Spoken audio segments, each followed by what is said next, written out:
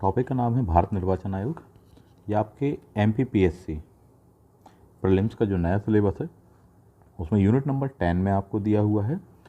यहाँ पर जो सीरीज़ हमने बनाई हुई है, जैसा सिलेबस में आपको दिया हुआ टॉपिक उसको वही नंबरिंग दिया। फॉर एग्जांपल सबसे पहले दिया हुआ है निर्वाचन आयोग, यही वजह है कि उसको नंबरिंग दिया अपन ने 10.1 दिया हुआ है। निर्वाचन आयोग के बाद फॉर एग्जांपल आपको दिया मध्य प्रदेश या संघ लोक सेवा आयोग दिया है, तो जो उसके ठीक बाद में उसको दूसरा नंबर दिया है, उसके बाद में जो है तो उसको तीसरा नंबर दिया है। तो इस प्रकार से जो सीरीज़ बनेगी आपकी 10.1, 10.2, 10.3 और आगे भी इस तरह से कंटिन्यू रहने वाली है। तो चलिए इसको बिना देर करे हम शुरू करते हैं। यहाँ पर हम निर्वाचन आयोग से संबंधित जो भी महत्वपूर्ण टॉपिक्स हैं, उससे संबंधित जो भी महत्वपूर्ण बिंदु हैं, उसके कॉन्सेप्ट्स हैं, उन सभी को समझेंगे। साथ ही साथ हम यहाँ डिस्कशन करने वाले हैं इस टॉपिक पर गत वर्ष में आए हुए क्वेश्चन पर। तो एक एक करके चलिए उन्हें हम देखते हैं, बिना देर करे शुरू करते हैं। सबसे पहले तो बेसिक बातें जो हमको ध्यान रखने की होती हैं, चाहे प्रीलिम्स के लिए हो चाहे मेंस के लिए हो, कि निर्वाचन आयोग क्या है। एक ऑटोनॉमस बॉडी यानी स्वायत्त निकाय है, प्लस अर्ध न्यायिक निकाय है और संवैधानिक प्राधिकरण है। एक एक करके तीनों पॉइंट को समझते हैं। संविधान में इसका उल्लेख है, यही वजह कि संवैधानिक प्राधिकरण कहलाता है। भारतीय संविधान के भाग क्रमांक 15 में दिया हुआ है।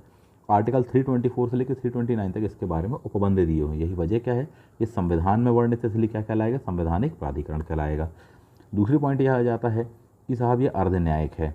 निर्वाचन संबंधित अनेक प्रकार के जो विवाद होते हैं उसके बारे में जो भी ज्यूरिसडिक्शन होने वाला है, बिगनिंग में होता है निर्वाचन आयोग के हाथ में, उसके बाद में चाहे तो कोई सुप्रीम कोर्ट तक भी जा सकता है।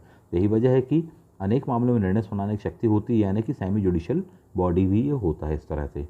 थर्ड पॉइंट दिया है कि एक स्वायत्त निकाय, स्वायत्त का मतलब होता है यहाँ पर ऑटोनॉमस प्लस फ्री हैंड होना। साहब फ्री हैंड का मतलब यहाँ पर ये है, या ऑटोनॉमस का मतलब ये है कि एक बार इसके सदस्यों तथा अध्यक्ष की नियुक्ति करने के पश्चात में संघीय कार्यपालिका या कहना चाहिए कि सरकार इनके कार्यों में हस्तक्षेप नहीं कर सकती, अपने कार्यों को करने के लिए स्वतंत्र होते हैं। नियुक्ति के पश्चात में इसके सदस्य हों चाहे अध्यक्ष हों, उनकी सेवा शर्तों, वेतन भत्ते इत्यादि में किसी प्रकार का अलाभकारी परिवर्तन नहीं किया जा सकता। इस प्रकार से उनको सुरक्षा प्रदान की जाती है, यानी कि ये स्वायत्त भी हैं साहब अपने मामलों में। ये पॉइंट थोड़ी सा ध्यान रखेंगे। निर्वाचन आयोग जो होता है उसका कार्य क्या है, नाम से ही समझ में आता है कि इलेक्शन कराना, लेकिन इसके अलावा और भी इसके कार्य होते हैं, एक एक करके हम देखेंगे। इलेक्शन के बारे में यदि हम बात करें तो कितने इलेक्शन कराते हैं ये, तो 5 आएंगे। पहला लोकसभा, दूसरा राज्यसभा, तीसरा राज्य की विधानसभा, चौथा राष्ट्रपति, पाँचवा उपराष्ट्रपति। इस प्रकार से आप याद रख सकते हैं 5। इनमें आगे पीछे क्रम आप किसी का भी रख सकते हैं कि पहले राष्ट्रपति रख दें या पहले राज्यसभा रख दें, उससे कोई खास फर्क नहीं आने वाला है। ये चीज़ें होती हैं। इससे संबंधित जो भी इलेक्शन है वो कराने वाले हैं election commission of India. Election commission जो है हमारा वह बना कब था साहब जी, 25 जनवरी 1950 को बना था। 26 जनवरी 1950 को देश का संविधान लागू होता है, लेकिन उसका ठीक एक दिन पहले हमने 25 जनवरी 1950 को मनाया। यही वजह है कि जो नेशनल वोटर्स डे है वह भी किस डेट को मनाया जाता है, 25 जनवरी को, इसीलिए मनाया जाता है। आयोग ने स्वर्ण जयंती मनाई है 2001 में मनाई है। वर्तमान में 2021 चल रहा है, 70 वर्ष कंप्लीट हो रहे हैं। इसका मतलब है कि हो सकता है इससे कोरिलेट करके किसी प्रकार का क्वेश्चन पूछ लिया जाए। पहले ही देख चुके भाग 15 में आते हैं आर्टिकल, यहाँ से लेकर यहाँ तक आते हैं। 324 से लेकर 329 तक उनके बारे में उल्लेख दिया हुआ है। इन आर्टिकल्स में क्या क्या दिए हैं इनको एक एक करके सिक्वेंसली हम देख लेते हैं, ये महत्वपूर्ण होते हैं। सबसे पहले आर्टिकल 324 में बताया गया है कि निर्वाचन आयोग एक स्वतंत्र आयोग है साहब जी, इस आयोग की स्थापना की जाएगी, यानी कि 324 इसकी स्थापना से संबंधित है। प्लस इसमें यह भी बताया गया कि उनके अधिकार क्या, उनके अधिकार पुनः वही बात आएगी, 5 निर्वाचन करवाना। 5 कौन कौन से हैं, संसद, राष्ट्रपति, उपराष्ट्रपति प्लस राज्यों की विधानसभाएं। तो ये पॉइंट अपन ने देखा, संसद में दोनों आ जाएंगे, लोकसभा और राज्यसभा, प्लस राष्ट्रपति तो है ही। तो आर्टिकल 324 सीधी सी बात है, आयोग की स्थापना संबंधी प्रावधान करता है, प्लस उनके अधिकार कि हाँ ये 5 इलेक्शन कराने। शॉर्ट में 5 बार बोल रहा हूँ, उसकी डिटेलिंग आप समझ सकते हैं, एक बार बता चुका हूँ। आर्टिकल 325 के बारे में बात करें, क्या बताया गया है कि साहब किसी व्यक्ति को आप अपात्र घोषित नहीं करोगे। किस आधार पर, ऑन द बेसिस ऑफ किसी का भी रिलीजन हो, मूल वंश हो या लिंग या जेंडर के आधार पर आप उसको अपात्र घोषित नहीं करेंगे। जो भी उसकी एज है, जो भी संविधान में उसके प्रावधान है, फॉर एग्जांपल वर्तमान में 18 की एज है, तो 18 से प्लस वाले जो भी व्यक्ति होने वाले उनके साथ भेदभाव नहीं होगा। सभी का नाम वोटिंग लिस्ट में शामिल होने वाला, उनको वोट देने का अधिकार प्राप्त होगा। आर्टिकल 326 साहब मोस्ट इंपॉर्टेंट होता है, इसको बिल्कुल याद रखेंगे कि एडल्ट फ्रेंचाइजी, वयस्क मताधिकार यहाँ पर ही दिया हुआ। वयस्क मताधिकार का मतलब ये कि 18 प्लस आयु वाले जो हैं उनको वोटिंग का राइट देश में होगा। ये कहाँ दिया है, इंटरव्यू तक में पूछा गया क्वेश्चन है, मेंस में भी आता है, आपको लिखना पड़ता है जब भी आप इसकी भूमिका बनाते हैं। ये खास विशेषता कहलाती है, 326 करके कहलाता है, जहाँ पर ये आर्टिकल में आपको दिया हुआ है। ऐसे भी ध्यान रख सकते हैं, आखिरी का डिजिट 26 का 6 है, बिगिनिंग का डिजिट 3 है, 3 का आपस में 6 गुणा करें, 3 18, एज कितनी है आपकी, 18 एज हो जाती है। इस प्रकार से जो डिजिट निकल कर आता है वो यहाँ पर दिया हुआ है, या लास्ट का 6 से भी आप कोरिलेट करके इसको याद रख सकते हैं। आर्टिकल नंबर 327 की बात करें हम, तो यहाँ पर दिया हुआ है साहब जी, संसद को निम्न विषयों पर कानून बनाने की शक्ति दी गई, यानी निर्वाचन आयोग क्या क्या काम करेगा उसके संदर्भ में जो भी कानून बनाएगा उसकी शक्ति किसको दी गई है, केंद्रीय संसद को दी गई है। फॉर एग्जांपल निर्वाचक नामावली यानी वोटिंग लिस्ट तैयार करना, परिसीमन करना, प्लस निर्वाचन संबंधी अन्य जो भी मामले हैं कि कौन किसको देखने वाला है, इस बारे में शक्ति संसद को दी गई कि वह विधेयक पास करें और उसके पश्चात में उस चीज़ को देखें। आर्टिकल 328 राज्यों के विधानमंडल को चुनाव कराने की शक्ति, यानी राज्यों के विधानमंडल के जो चुनाव होंगे वह कराने की शक्ति कहाँ दी है, 328 में दी है। तो सिंपल सा है, 327 में दिया हुआ है केंद्र वाली संसद की चुनाव कराने की शक्ति तथा उसके अधिकार, 328 में दिया है राज्यों के चुनाव कराने संबंधी शक्ति दिया है। 329 क्या है, परिसीमन, परिसीमन आयोग का गठन तथा उससे संबंधित जो भी चीज़ें हैं उसको प्रश्नगत नहीं किया जाएगा। बहुत सिंपल सी चीज़ है, IAS तक में पूछा गया ये क्वेश्चन है, क्या, यही कि परिसीमन आयोग के द्वारा जो भी निर्णय लिया जाता है वह अंतिम होता है, अर्थात उसके खिलाफ में सुनवाई सुप्रीम कोर्ट में भी नहीं करवाई जा सकती है, नहीं की जा सकती है। तो ये इसका सबसे महत्वपूर्ण पॉइंट है। IAS में 2010 समथिंग के आसपास में क्वेश्चन पूछा गया था कि क्या परिसीमन आयोग से संबंधित कोई मामले को सुप्रीम कोर्ट में उठाया जा सकता है, तो उसका आंसर क्या, नो। ये दो सबसे बिल्कुल पेटेंट क्वेश्चन होते हैं, एक इसका होता है, प्लस जो लोक अदालत होती है उसका, उनके मामले भी सुप्रीम कोर्ट तक में नहीं लिए जा सकते हैं। तो इस पॉइंट को थोड़ी सा याद रखिएगा। निर्वाचन आयोग की संरचना देख लेते हैं। निर्वाचन आयोग बिगिनिंग में क्या था कि एक सदस्य हुआ करता था साहब, 1950 में जब इसको बनाया गया था तो एक ही अध्यक्ष इसमें हुआ करता है, चेयरमैन हुआ करता है, चीफ इलेक्शन कमिश्नर जिसको आप कह सकते हैं। 15 अक्टूबर 1989 के पश्चात में इस व्यवस्था में थोड़ा सा चेंज लाया जाता है और इस व्यय को त्रिसदस्यीय किया जाता है। लेकिन 90 में हम देखेंगे कि पुनः इसको क्या कर दिया गया, एक सदस्य कर देने वाले हैं। पुनः 1993 में इसको 3 सदस्य किया, तो 93 का 3 से ऐसे आप मैच करके देख सकते हैं कि 93 में इसको परमानेंटली 3 सदस्य किया गया और आज तक यही व्यवस्था जारी है। तो 1989 में पहली बार 1 सदस्य से 3, 90 में पुनः बंद किया, 93 में पुनः इस चीज़ को शुरू किया और आज तक यही व्यवस्था चल रही है। यहाँ ध्यान देने वाली बात है कि 3 जो निर्वाचन आयुक्त होते हैं उनमें कोई भी छोटा बड़ा नहीं होता, एक का नाम जरूर होता है मुख्य निर्वाचन आयुक्त, परंतु ऐसा नहीं है जो भी निर्णय लिए जाएंगे तो फाइनली वो एज अ बॉस लेंगे, नहीं। यहाँ पर जो भी निर्णय लिए जाएंगे वह बहुमत के आधार पर लिए जाएंगे। मुख्य निर्वाचन आयोग के पास में इतनी भी शक्ति नहीं होती कि बाकी दो अन्य निर्वाचन आयुक्त हैं उनके निर्णय को काटा जा सके या उसको डिसमिस किया जा सके, ऐसा कुछ भी नहीं होता।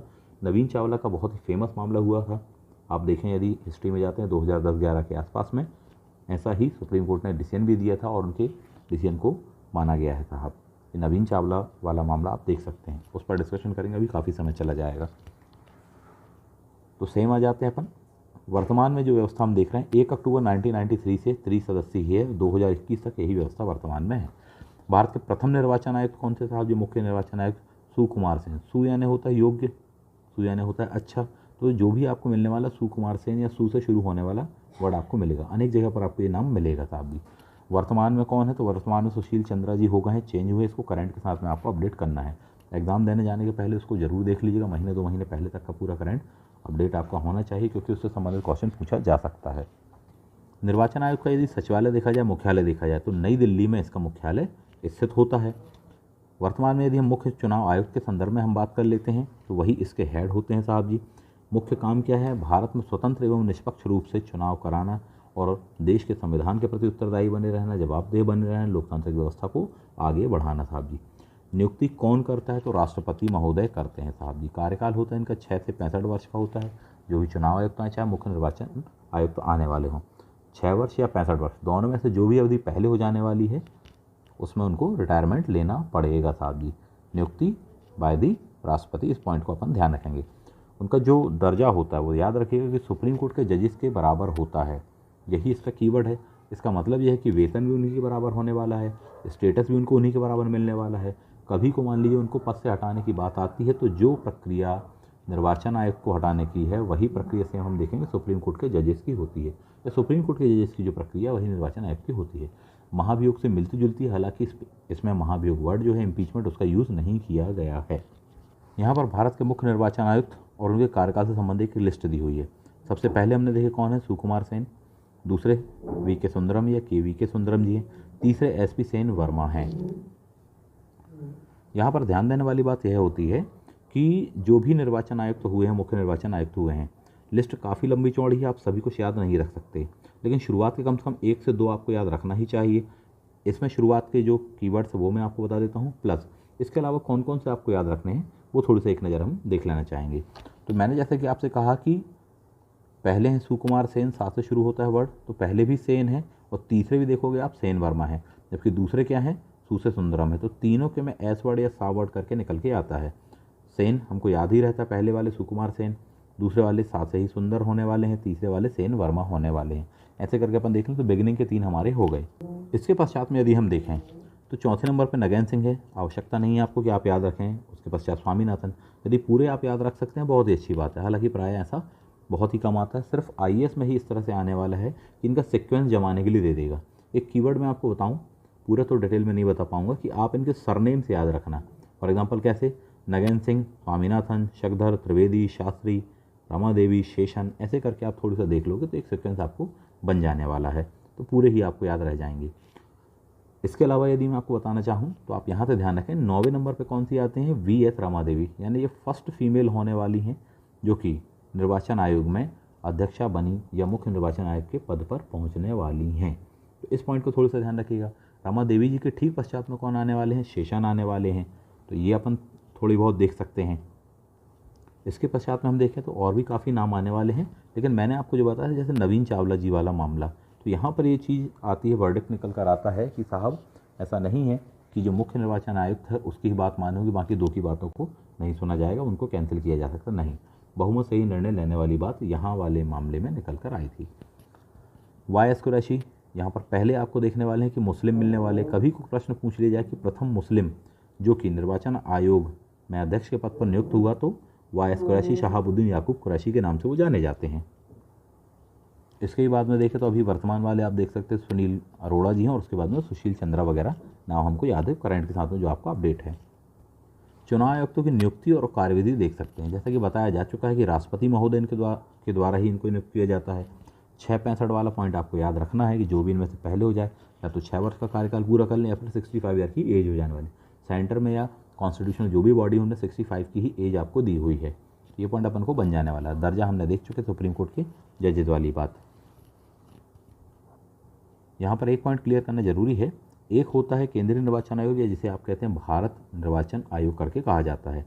वो 5 प्रकार के इलेक्शन कराते हैं जो आपको बताया मैंने, लोकसभा, राज्यसभा, विधानसभा, प्लस 2 राष्ट्रपति और उपराष्ट्रपति के। जबकि ग्राम पंचायत, नगरीय या अर्बन बॉडीज़, रूरल बॉडीज़ जो कहलाती हैं, उनके चुनाव कराए जाते हैं राज्य निर्वाचन आयोग के द्वारा। तो ये पॉइंट अपन को थोड़ी सा ध्यान रखना है, उसको देख लेंगे। आर्टिकल 243 में हम देखेंगे तो पंचायतों वाला पॉइंट हमको मिल जाएगा, जबकि 243 जेड में हम देखेंगे, जेड ए में तो हमको मिल जाएगा नगरीय निकायों के चुनाव राज्य निर्वाचन आयोग करवाता है। तो ये 2 पॉइंट थोड़ी सा देखें, अनेक एग्जामों में आए हुए हैं।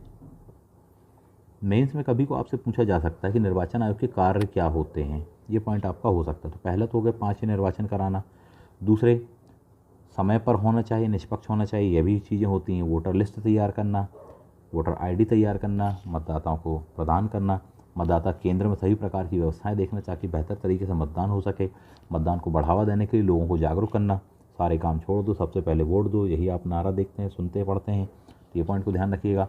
एज अ सलाहकार भी आप ये काम करते हैं।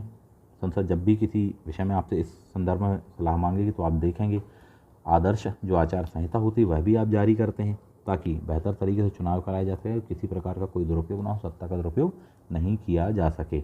अगेन हम देखें तो चुनावी खर्च की सीमा को तय करना, लोकसभा और विधानसभा के संदर्भ में 70 लाख रुपए वहाँ पर अधिकतम खर्च की है, यहाँ पर 30 लाख रुपए होती, तो ये थोड़ी सी दोनों स्टेप में ध्यान रखना। निर्वाचन आयोग को किन अधिनियमों के माध्यम से शक्ति प्रदान की गई? 2 अधिनियम सबसे खास हैं, 1950 का पीपल्स रिप्रेजेंटेटिव एक्ट, लोक प्रतिनिधित्व अधिनियम, और अगेन 1951 का भी यही है। दोनों में अंतर क्या है यदि आप देखें तो देखिए, मतदान हो जाने के पश्चात में कौन से प्रावधानों का अनुसरण किया जाएगा, ये दिया 51 वाले में, जबकि मतदान के पहले कौन कौन सी चीज़ों को फॉलो किया जाएगा, यह दिया 1950 वाले पीपल रिप्रेजेंटेटिव एक्ट में दिया हुआ है। इसकी भी धारा थोड़ी बहुत आप देख सकते हैं, अगर आप याद रख सकें, उसको कोरिलेट कर सकें, क्योंकि मेंस में आपको यही लिखना है। जनप्रतिनिधि अधिनियम 1951 के अनुच्छेद 14, 15 भी राष्ट्रपति राज्यपाल को निर्वाचन अधिसूचना जारी करने का अधिकार निर्वाचन आयोग की सलाह के अनुरूप ही जारी करने का अधिकार देते हैं साहब। तो ये पॉइंट थोड़ी सा अपन देख सकते हैं। जनप्रतिनिधि अधिनियम 1951 की धारा 20 में निर्वाचन अधिकारी के साधारण कर्तव्यों का उल्लेख है। तो ये पॉइंट एक अपन जनरल वे में देख लेने वाले हैं। निर्वाचन आयोग से संबंधित एक और खास अधिनियम है 1952 का परिसीमन आयोग अधिनियम। परिसीमन आयोग बनाए जाते हैं ताकि जो भी विधानसभा क्षेत्र हों या लोकसभा क्षेत्र हों, वहाँ पर आबादी तथा क्षेत्र के हिसाब से एक क्षेत्र को सुनिश्चित किया जा सके कि यहाँ के लिए एक एक सीट होने वाली है। उसे विधानसभा क्षेत्र या लोकसभा क्षेत्र कहा जाता है, कॉन्स्टिट्यूएंसी करके कहा जाता है। तो यह कौन करता है, तो यह परिसीमन आयोग करता है। परिसीमन आयोग अपने आप में मोस्ट इंपॉर्टेंट होता है, इसमें कई मेंबर शामिल होते हैं, इवन सुप्रीम कोर्ट के जजेस भी होते हैं। प्रायः इसका जो अध्यक्ष होता है वह पूर्व मुख्य निर्वाचन आयुक्त ही होता है। और जैसा कि बता चुका हूँ, पुनः कहूँगा कि इनके द्वारा लिए गए निर्णयों को सुप्रीम कोर्ट में भी चुनौती नहीं दी जा सकती। तो ये दिया हुआ है आपको 1952 के परिसीमन आयोग अधिनियम में। क्वेश्चन पूछ लिया जाएगा आपसे कि भारत में अब तक कुल कितने परिसीमन आयोग बने हैं, पहले वाले के अध्यक्ष कौन थे और वर्तमान में जो चौथे नंबर का बना है उसके अध्यक्ष कौन थे। इस तरह से करके क्वेश्चन आपसे पूछा जा सकता है, तो उसके लिए प्रिपेयर रहिएगा। अगेन, चुनाव सुधार से संबंधित कौन कौन सी समितियां बनी हुई हैं। सबसे पहली समिति कहलाती है जयपी नारायण वाली, जयप्रकाश नारायण समिति। एक्चुअली उन्होंने पूरा का पूरा मूवमेंट किया था इंदिरा गांधी जी के दौर में, चुनाव सुधारों से संबंधित उनकी मांग थी। उन्होंने ही जब दबाव बनाया तब जाकर देखेंगे कि समस्त दलों ने मिलकर एक कमेटी नियुक्त की थी 1974 में, जिसका नाम था तारकुंडे समिति। इस समिति ने कई बहुत महत्वपूर्ण सिफारिशें दी जिनको बाद में लागू भी किया गया। इस प्रकार से हम कह सकते हैं कि तारकुंडे समिति सबसे पहली समिति थी स्पेशली जिन्होंने चुनाव सुधार पर सिफारिशें थी, जबकि जयप्रकाश नारायण मूवमेंट किया, राजनीतिक आंदोलन किया, एक लोकतांत्रिक व्यवस्था को मजबूत करने के लिए यहाँ पर मांग उठी थी कि यहाँ कोई कमेटी बनाइए जो कि चुनाव से संबंधित सुधार बताए। रीज़न क्या था, आज भी चुनाव आयोग के सामने से चुनौतियाँ होती हैं। फॉर एग्जांपल, चुनाव में दल बल का बढ़ना साहब जी, परिवारवाद का बढ़ना, बूथ कैप्चरिंग वाला पॉइंट हो या उसमें जालसाजी वगैरह किया जाना, तो ये सब ऐसी अनेक प्रकार की चुनौतियाँ हैं। उस समय काफ़ी सामने आ रही थी, तब जाकर एक कमेटी बनती है तारकुंडे समिति, और अनेक इसकी सिफारिशों को माना गया और सुधार अपनाए गए हैं जिनको अभी हम देखने वाले हैं। इनके साथ में ही हम देखेंगे दिनेश गोस्वामी समिति बनती है 1990 में, इंद्रजीत गुप्ता समिति बनती है 1998 में, के संथानम समिति का भी संबंध इसी से है। तो ये 4-5 समितियां हैं। आईएएस में कभी को क्वेश्चन पूछेगा तो कह देगा कि इनमें से कौन सी समिति या कौन कौन सी समितियां चुनाव सुधार से संबंधित हैं, 1 2 3 4 ऐसे करके दे देगा और कहेगा कि बताइए ABCD 1 2 3 4 हैं, 4 3 2 1 है या 2 3 4 है। इस तरह से करके क्वेश्चन बनता है, तो उसके लिए थोड़ी सा प्रिपेयर रहिए। तारकुंडे समिति की खास सिफारिशों को यदि हम देखें तो उन्होंने कहा था 21 से एज घटाकर क्या करिएगा, 18 करिए। इसके लिए ही आप 61वां संविधान संशोधन लेकर आए थे और आज भी वर्तमान में एज क्या है, 18 ही है। संभवतः निकट भविष्य में इसको और भी घटा दिया जाए, ऐसा संभव है, ये थोड़ी सा चर्चा में, तो आप देख सकते हैं। एक निश्चित नामांकन राशि जमा करने का प्रावधान साहब जी, खर्च का लेखा जोखा प्रस्तुत करना उम्मीदवारों को कि साहब कितना क्या खर्च किया, आप मुझसे ज़्यादा खर्च करो तो आपका निर्वाचन कैंसिल किया जा सकता है। तो ये पॉइंट करके हैं। दिनेश गोस्वामी समिति ने भी कुछ ऐसे प्रावधान दिए थे जो आज वर्तमान में लागू हैं, उनको थोड़ी सा देख सकते हैं। फोटो वाला पहचान पत्र, मतदाता पहचान पत्र, वोटर ID, EVM की सिफारिश सबसे पहले किसने, दिनेश गोस्वामी ने ही की थी साहब। तो ये पॉइंट थोड़ी सा याद रखेंगे। अगेन, कोई स्थान खाली हो जाता तो 6 माह के भीतर में उसका पुनः इलेक्शन कराना है उस क्षेत्र में, तो ये वाला पॉइंट भी हमको देखने को मिलता है। बाकी ये जो सिफारिश है इनको जनरल वे में आप पढ़ लीजिएगा, पढ़ने के लिए यही हैं, इनसे इतने डायरेक्टली क्वेश्चन नहीं आते हैं। सभी के एक एक पॉइंट अभी यदि आप याद रख लें, 1 से 2 पॉइंट सफिशिएंट है। बिगिनिंग की शुरुआत की जो आपको मैंने बताया 2 समितियाँ, वही सबसे ज़्यादा महत्वपूर्ण होती हैं। भारत में चुनाव सुधार यदि हम देखें तो कई चरण हमको इसके देखने को मिलते हैं। हमने सबसे खास कहलाता 1950 से लेकर 96 तक का, जबकि दूसरे चरण कहलाएगा इसके बाद के काल का। 1950 से लेकर 1996 तक क्या क्या हुआ। पहली बात तो 61वां संविधान संशोधन, फोटो वाला वोटर ID, EVM का प्रचलन, 2 से अधिक निर्वाचन क्षेत्रों से चुनाव लड़ने पर पाबंदी साहब जी। पहले ज़्यादा हुआ करती थी परंतु बाद में इसको घटा दिया। यही वजह है कि मोदी जी ने भी 2 ही जगह से चुनाव लड़ा था, 3 जगह से नहीं लड़ा था, वाराणसी और अहमदाबाद 2014 के इलेक्शन में, यदि आपको याद हो तो। उम्मीदवार की मृत्यु पर चुनाव का निरस्त नहीं होना, तो ये सभी क्या है, सुधार हैं। क्वेश्चन इसमें मेंस में पूछता है कि साहब जी चुनाव सुधार क्या क्या किए जा चुके हैं और क्या क्या किए जाने की आवश्यकता है। बिल्कुल शॉर्ट में अगर मैं कहूँ, वहाँ पर हालांकि वो बनाएंगे बहुत ही संस्कारित लैंग्वेज टाइप का बना के आपको प्रस्तुत करेंगे, परंतु उसमें जो मुद्दे की बात होती है मोटी मोटी वो यही पूछी जाती है आपसे कि क्या क्या हो चुके हैं, क्या क्या होना बाकी या क्या किया जाना चाहिए। राजनीति का अपराधीकरण आज भी एक बहुत बड़ी समस्या के रूप में हम देखेंगे, वैसे कई पॉइंट निकल कर आते हैं, जबकि ये सुधार किए जा चुके हैं। अगेन कुछ ये पॉइंट दिए हैं, जनरल देख सकते हैं। उसके अगले चरण की यदि हम बात करें तो वीवीपैट आया है आपका, प्रॉक्सी मतदान आया है, एग्जिट पोल पर प्रतिबंध लगाया गया, 48 आवर्स का इसका टाइम होता है, आपको पता है। नोटा का प्रावधान लेकर आए हैं आप साहब। नोटा का प्रावधान के बारे में पूछेगा सबसे पहले कब आया था, 2009 में आया था, जबकि पूरे देश में कब आया तो वो 2014 से अपनाया गया। तो इस पॉइंट को आपको याद रखना है।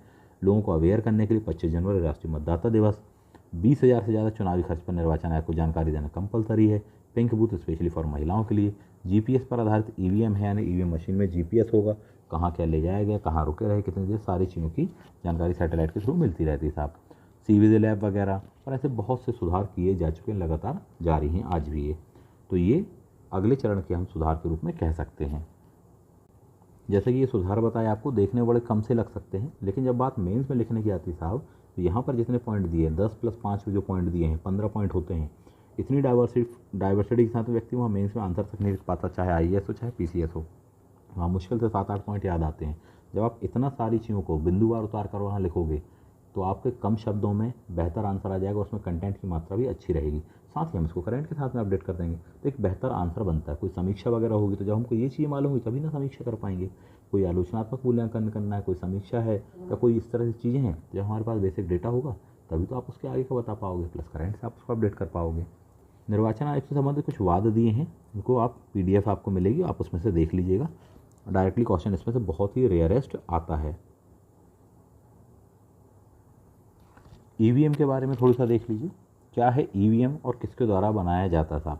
तो हैदराबाद में हम देखेंगे इलेक्ट्रॉनिक कॉर्पोरेशन ऑफ इंडिया के द्वारा इसको निर्मित किया गया है और भारत इलेक्ट्रॉनिक्स लिमिटेड के द्वारा इसको निर्मित किया गया है, जो कि बेंगलुरु में है। ये दो मिलकर बनाते हैं। ईवीएम कितने प्रकार की होती हैं, तो याद रखने वाली बात है 3 प्रकार की होती हैं, M1, M2, M3। M3 जो है वो सबसे मॉडर्न कहलाती है, 2013 के बाद से इसको लगातार यूज़ किया जा रहा है। ईवीएम की शुरुआत की हम बात कर लेते हैं तो काफ़ी पहले से हमको देखने को मिलता है, केरल वेरल में हमको इसकी शुरुआत सबसे पहले मिलती है। तो एक जनरल वे में देख सकते हो 2014 का जो लोकसभा का चुनाव हुआ था, एक पायलट प्रोजेक्ट के रूप में पूरे के पूरे क्षेत्रों में 543 संसदीय क्षेत्रों में से हम देखेंगे 8 वोटर वेरीफायबल पेपर ऑडिट ट्रेल, जिसे अपन VVPAT करके कहते हैं या पैट करके बोल देते हैं साहब। इस सिस्टम को भी लाया गया था तो पायलट प्रोजेक्ट के रूप में, और उसके बाद से लगातार कंटिन्यू है साहब। VVPAT क्या है? सच बात तो है कि आपने जिसको भी वोट दिया उसकी एक रिसिप्ट है कि हाँ साहब हमने इसको वोट दिया था, मशीन में आया था, उसे ही गया है कि नहीं गया है, उसके कागज़ में आपको पावती के रूप में, रिसिप्ट के रूप में मिल जाती है, दैट इज़ VVPAT। तो इसके अपन ने शुरुआत देख ली कहाँ से क्या कैसे पायलट प्रोजेक्ट के रूप में हुई है। राइट टू रिजेक्ट या नोटा जिसको हम देखें, नन ऑफ द अबव जिसको कहा जाता है साहब। सुप्रीम कोर्ट ने 26 सितंबर 2013 को एक डिसीजन दिया था साहब, और ये बात कही थी कि मतदाता सभी प्रत्याशियों को खारिज कर सकते हैं, इसको शामिल किया जाए। चुनाव आयोग को ऐसा निर्देश दिया था। यही वजह है कि चुनाव आयोग ने ईवीएम मशीन में या चुनाव में इस व्यवस्था को शामिल किया। इनमें से कोई नहीं, जिसे आप शॉर्ट में क्या बोलते हैं इन इंग्लिश, नोटा करके कहा जाता है। एक बटन के रूप में इसको रखा जरूर जाता है। नोटा में हाल ही में कुछ चीज़ों में बदलाव हुआ है, तो एक एक करके अपन नोटा से संबंधित पॉइंट देख लेते हैं। नोटा का फुल फॉर्म ये होता है, that is none of the above. पहली बार कब? 2009 में। रेगुलर वे में हम देखेंगे तो 2014 के बाद से पूरे देश में हमारे नोटा लागू हुआ है साहब जी। नोटा को पहली बार उम्मीदवारों के समकक्ष दर्जा कब से दिया गया? 2018 से दिया गया। तो ये भी एक बहुत ही खास प्रावधान है, सबसे लेटेस्ट है, इस पॉइंट को देख सकते हैं। 2019 में जो लोकसभा चुनाव हुए हैं उसमें नोटा में कितने % वोट पड़े हैं? तो 1% समथिंग वोट पड़े हैं। इसमें वोटों का प्रतिशत लगातार बढ़ता जा रहा है, ऐसे सिनेरियो देखा गया है। इससे संबंधित क्वेश्चन हो सकता है कि आईएएस या पीसीएस वगैरह में आपसे कुछ बना दिया है, तो उसके लिए थोड़ी सा प्रिपेयर रहें, उसका डेटा तैयार रखें। सबसे ज़्यादा नोटा का यूज़ कहाँ पर हुआ साहब? जैसे बिहार में हुआ है 2% से भी ऊपर। तो ये नोटा संबंधित कुछ प्रावधान थे। तो इस पूरे के पूरे सीरीज़ में हमने देखा, या इस वीडियो में हमने देखा कि किस प्रकार से निर्वाचन आयोग, उसके बनने का समय, उसके कार्य, चुनाव सुधार और जो सुधार हुए हैं उनके बारे में थोड़ी सी हमने डिटेल को जानी। आशा करता हूँ ये वीडियो आप सभी के लिए हेल्पफुल रहा होगा। इससे संबंधित जो भी कमेंट्स हों, आपके जो भी प्रश्न हों, आप उसको कमेंट बॉक्स में बता सकते हैं। कुछ क्वेश्चंस को हम देख लेते हैं कि उनकी प्रवृत्ति कैसी क्या होती है, जो कि आप एग्जामिनर आपसे पूछ सकते हैं। निर्वाचन आयोग से संबंधित कौन कौन से प्रश्न बन सकते हैं उस पर बात कर लेते हैं। यहाँ पर सबसे पहले जैसे यूपीपीसीएस में 2011 में आया हुआ क्वेश्चन है कि संविधान के किस एक अनुच्छेद के अंतर्गत निर्वाचन आयोग का प्रावधान किया गया है। 321, 22, 23, 24। तो ये पॉइंट अपन ने देखा कि निर्वाचन आयोग 324 से लेकर 329 तक दिया है और यहीं पर उसका प्रावधान किया गया, तो इसका आंसर दिया जाएगा। बहुत ही सिंपल सा क्वेश्चन था। वर्तमान भारत के कौन है निर्वाचन आयुक्त साहब जी? तो नया आप करंट का डेटा देख लीजिएगा। वर्तमान में तो सुशील चंद्रा जी हैं, हो सकता है चेंज हो जाए, ऐसी कोई व्यवस्था हो तो एग्ज़ाम के पहले आपको इसको अपडेट करना पड़ेगा। क्वेश्चन नंबर नेक्स्ट है, भारत के मुख्य निर्वाचन आयोग की पदावधि क्या होती है? 5 वर्ष, 6 वर्ष या 5 वर्ष 65 वर्ष या 6 वर्ष 65 वर्ष? तो हमने बहुत ही अच्छे से पढ़ा कि 6-65 वाला पॉइंट हमने देखा हुआ है। क्वेश्चन है कि पहली बार 2 निर्वाचन आयुक्तों के पद को कब समाप्त किया गया था? ठीक, 1989 में, 90 में, 92 में, 93 में। तो 90 में हमको मालूम है कि व्यवस्था को पुनः समाप्त कर दिया था, 93 में अगेन अपनाया है। तो शुरू से अपन देखें 1989 में या 1989 तक 1 सदस्य था, इसमें प्लस किए गए कितने 2 सदस्य, टोटल कितना हो गया 3। लेकिन इसको 1990 में बंद कर दिया गया, 1993 में इसको पुनः शुरू कर दिया गया। तो यहाँ पर क्वेश्चन पूछा कि समाप्त कब किया था साहब जी? तो 90 आप इसका आंसर लगा के आगे बढ़ेंगे। क्वेश्चन है, भारत के मुख्य निर्वाचन आयुक्त को कौन नियुक्त करता है? सिंपल से पॉइंट है, राष्ट्रपति महोदय के द्वारा। क्वेश्चन है, दिनेश गोस्वामी समिति ने कौन सी सिफारिश इनमें से की थी साहब जी? राज्य स्तरीय निर्वाचन आयोग के गठन की, लोकसभा चुनाव के लिए सूची पद्धति की, लोकसभा के चुनाव के सरकारी निधियन की यानी फंडिंग की। और अगला भी पॉइंट पढ़ कर देख लीजिए, निर्दलीय प्रत्याशी का बता प्रतिनिधि की। Nothing, this is your answer. कौन सा चुनाव केंद्रीय निर्वाचन आयोग द्वारा संपादित नहीं किया जा सकता? लोकसभा किया जाता, राज्यसभा किया जाता, राष्ट्रपति किया जाता, स्थानीय निकायों को स्टेट इलेक्शन कमिश्नर करता है, तो ये वाला नहीं किया जाता। This is your answer. Question दिया हुआ है, उस देश में अनुपातिक प्रतिशत आवश्यक नहीं होता है जहाँ पर क्या हो, कोई आरक्षित निर्वाचन क्षेत्र हो, या द्विदलीय प्रणाली विकसित हुई हो, या पहले आए सब ले जाएं फर्स्ट पास पोस्ट सिस्टम वाली जो आपका है, या फिर राष्ट्रपति और संसदीय शासन प्रणाली का सम्मिश्रण हो। तो इसका आंसर है द्विदलीय प्रणाली विकसित हुई हो साहब जी। यही वजह है कि वहाँ पर प्रोपोर्शनल सिस्टम को नहीं लिया जाता है। भारत में मताधिकार और निर्वाचित होने का अधिकार कैसा है? संवैधानिक है, मूल अधिकार है, विधिक अधिकार है? इनमें से कोई नहीं। संविधान में वर्णित नहीं है तो इसलिए संवैधानिक नहीं है, मूल अधिकार में नहीं दिया तो वह भी नहीं है, विधिक अधिकार है, एक लीगल राइट है, यस ये चीज़ है, तो इसका आंसर यह कहला जाएगा। लोकसभा और राज्य विधानसभा के चुनाव में मतदान करने वालों की न्यूनतम आयु 21 से घटाकर 18 वर्ष की गई थी। कौन सा संविधान संशोधन? That was 61। न्यायालय द्वारा अपराधी घोषित किए गए किसी व्यक्ति को चुनाव लड़ने के लिए अयोग्य देने का निर्णय कौन लिया है साहब जी? या किसके द्वारा लिया गया है? तो यह निर्णय कभी भी ध्यान रखिएगा संसद ले सकती है साहब जी, संसद ने इसके संदर्भ में नियम बनाए हैं। IAS 1995 में यह क्वेश्चन आया था। ये क्वेश्चन काफ़ी इंपॉर्टेंट है। क्वेश्चन पूछा गया है कि यदि जीतने वाला प्रत्याशी, निर्वाचित होने वाला प्रत्याशी अपनी जो भी जमानत राशि है, निश्चित राशि है, उसको खो देते हैं, यानी जमानत राशि जब्त हो जाती है, इसका क्या मतलब है? IAS 1995 में है। इसका मतलब क्या होता है? इसका मतलब ये होता है कि निर्वाचन यानी चुनाव लड़ने वाले जो प्रत्याशियों की संख्या बहुत अधिक थी। यही वजह है कि जीतने वाले को इतने वोट तो मिल गए कि वह जीत गया, लेकिन वोट इतने ज़्यादा थे, इतने ज़्यादा प्रत्याशी थे कि वोट बट गए साहब जी। मान लो वोट देने वाले लोग हैं 200 और 100 लोग वहाँ पर इलेक्शन के लिए खड़े हो गए, तो जो बंदा जीता उसको मान लीजिए कि 5 वोट मिले हैं साहब जी, लेकिन 6% से कम वोट मिलेगा और एक खास सिचुएशन होती है तो जमानत जब्त हो जाती है साहब जी। तो उसको 6% नहीं मिली जीतने वाले को, हालांकि वो जीत गया। तो ना केवल जीतने वाले की जब्त हुई, तो बाकी की भी जब्त हो गई। जब जीतने वाले की जब्त होगी सबसे ज़्यादा वोट की, तो बाकी की भी हो गई। इसका मतलब क्या होता है कि बहुत अधिक संख्या में लोग वहाँ पर इलेक्शन के लिए खड़े हुए थे और वोट पूरे इस तरह से बट गए साहब जी, यह उसका मतलब होता है। सांसदों के निर्वाचन में उनकी अयोग्यता संबंधी बात पर कौन निर्णय देता है साहब जी? तो ध्यान रखिएगा, ना राष्ट्रपति देता है, ना ही संसद देती, ना निर्वाचन आयोग, बल्कि निर्वाचन आयोग के परामर्श से राष्ट्रपति महोदय देते हैं। ये पॉइंट आप याद रखिएगा। क्वेश्चन है कि राष्ट्रपति के चुनाव कौन कराता है? सिंपल है, निर्वाचन आयोग के द्वारा कराया जाता है। जितना भी आपने टॉपिक पढ़ा है आप इतने से बड़े आसानी से क्वेश्चन अब बना पा रहे होंगे। 18 की एज पर वोटिंग का राइट पहली बार किस चुनाव में यूज़ किया गया?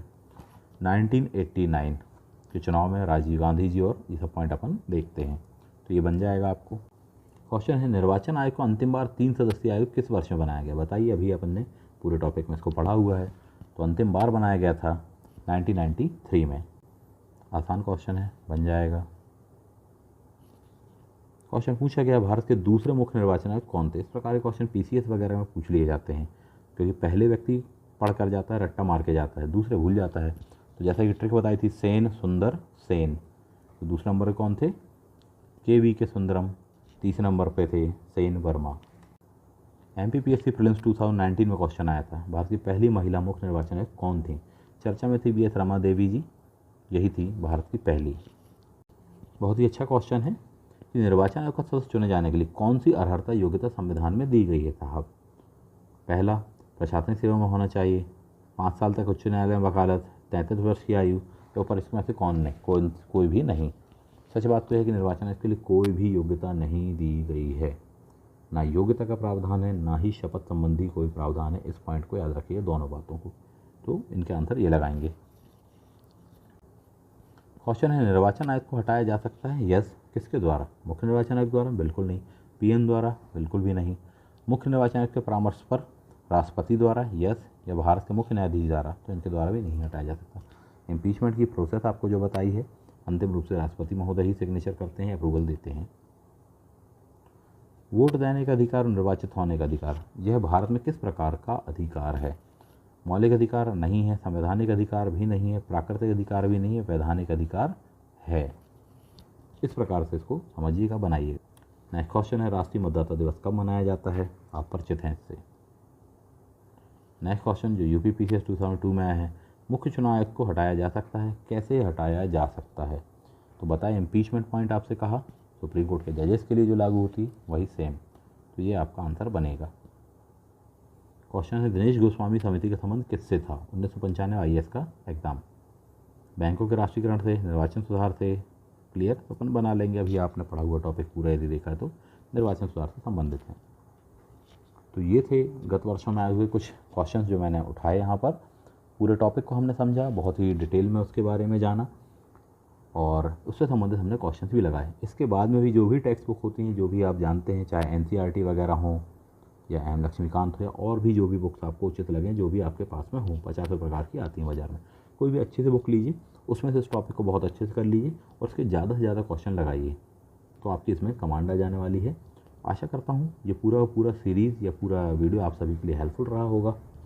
इस सीरीज़ को हम आगे भी कंटिन्यू रखने वाले हैं, और पूरे विधिवत टॉपिक आपको इस प्रकार से ऐसे वहाँ मिल जाने वाले हैं। इससे संबंधित कोई क्वारी हो तो आप कमेंट बॉक्स में पूछ सकते हैं। इसके बारे में आपको और भी डिटेल यदि क्लास ज्वाइन करनी हो तो ऑनलाइन और ऑफलाइन दोनों ही क्लासेस हमारे पास में उपलब्ध हैं। आप चाहें तो संपर्क कर सकते हैं और क्लास ज्वाइन कर सकते हैं, क्योंकि यूट्यूब में आपको यहाँ पर बहुत ही सिलेक्टिव मटेरियल मिलेगा, जबकि जो रेगुलर क्लासेस होती हैं वहाँ पर रेगुलरली बहुत ही डिटेल्ड और बहुत सारी सुविधाएँ मिलती हैं, बहुत अच्छा कंटेंट आपको वहाँ पर मिल पाता है, जो कि यूट्यूब जैसे प्लेटफॉर्म पर उतना आसानी संभव नहीं है। तो चाहे तो आप ऑफलाइन या ऑनलाइन जो भी आपको उचित लगे, जो भी आपके लिए कन्वीनियंट हो, वो आप ज्वाइन कर सकते हैं। Thank you. जय हिंद।